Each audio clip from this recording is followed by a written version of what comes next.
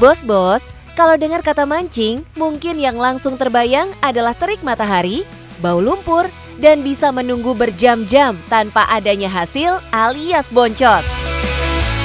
Tapi gimana kalau semua itu bisa diubah?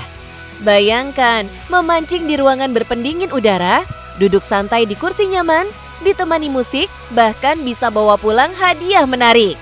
Ini bukan mimpi, tapi ini inovasi. Halo bos, nama saya Dedi. Selamat datang di Fishing Indonesia, tempat memancingan indoor pertama di Indonesia. Sebagai yang bisa kita lihat, banyak keluarga, anak-anak yang memang kita ingin fokuskan untuk membangun hobi memancing dari usia dini. Penasaran? Tetap di Cuan Bos.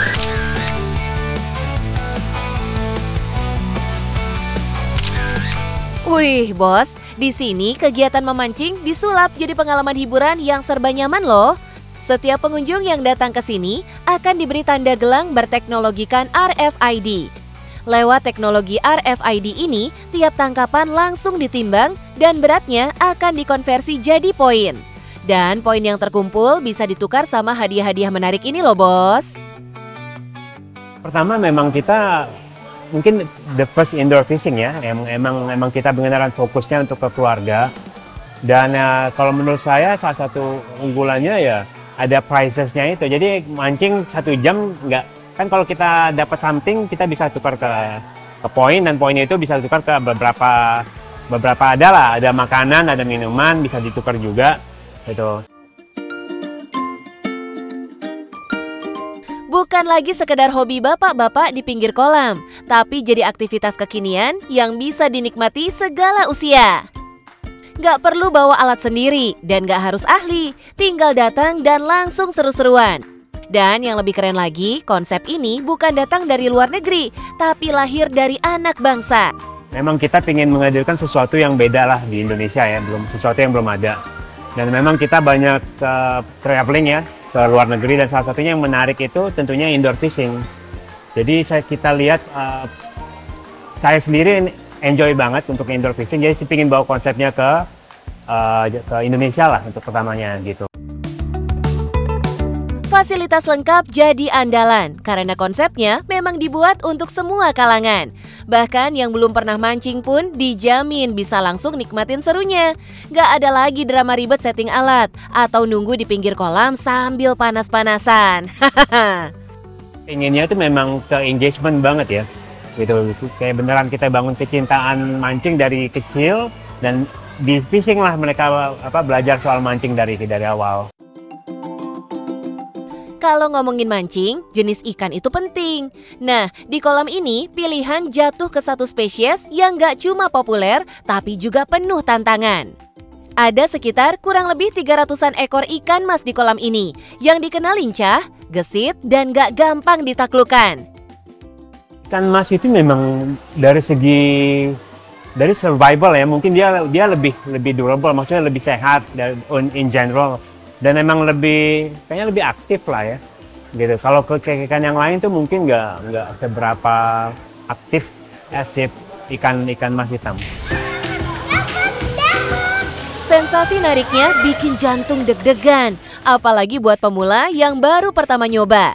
Tapi tenang, karakter ikan ini justru yang bikin pengalaman mancing jadi seru dan bikin nagih. Selain itu, ikan mas juga relatif aman, tahan stres, dan cocok buat sistem catch and release di kolam indoor bos. Kita juga peduli sih sebenarnya sama ikannya.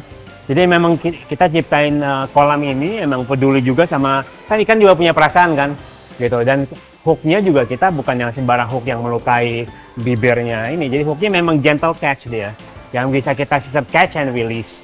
Jadi beneran emang ada beberapa konsep tuh, kasihan pak, ini nanti ikannya kan dipancing dilepas, pancing dilepas. Tapi kita udah pikirin sebelumnya, dan memang kita juga peduli sama ikan, dan emang jadi funnya dapat, care-nya terhadap ikan juga kita dapat, ya kita combine jadi satu lah. Walau jadi yang pertama, tetap ada hal yang menginspirasi pemancingan indoor ini hadir di Indonesia.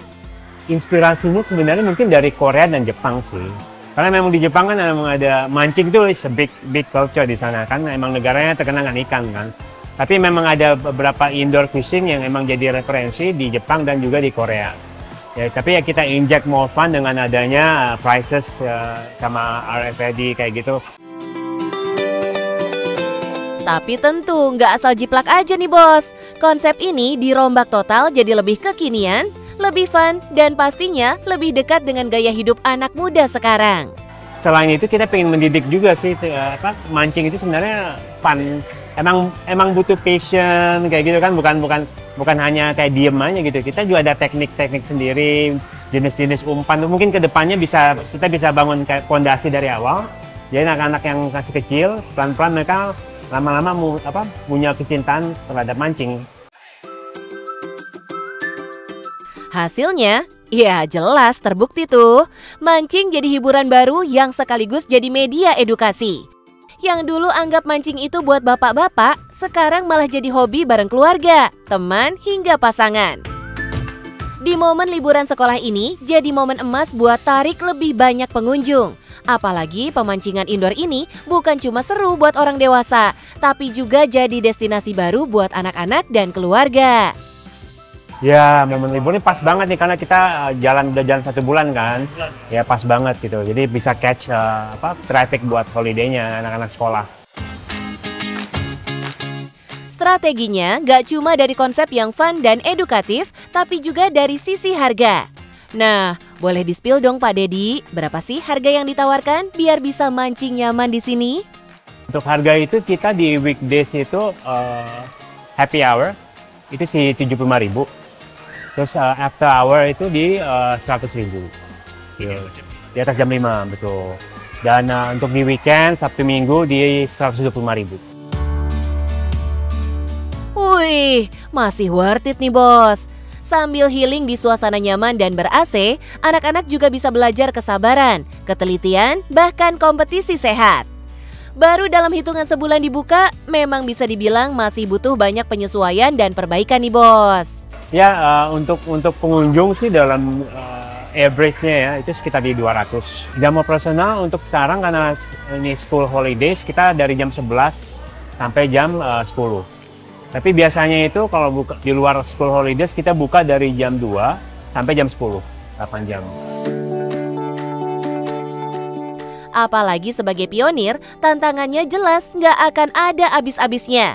Ditambah lokasi yang semakin hype dan antusias pengunjung tak henti-hentinya datang berbondong-bondong.